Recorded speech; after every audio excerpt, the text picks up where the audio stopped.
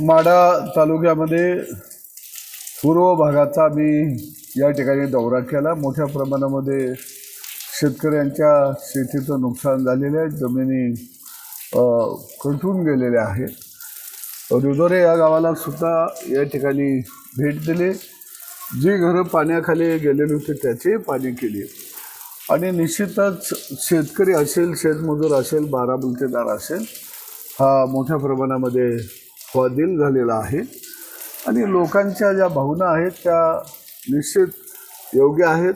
हातातोंडाचा आलेला घास शेताभातातला आमचा या निसर्ग आमच्यावर कोपला आणि तो निघून गेलेला आहे। निश्चितच ही बाब राज्य सरकारच्या निदर्शनाला आणून दिली जाईल आणि निश्चितपणानं सरकार हे शेतकऱ्यांच्या बरोबर ठाम उभा आहे।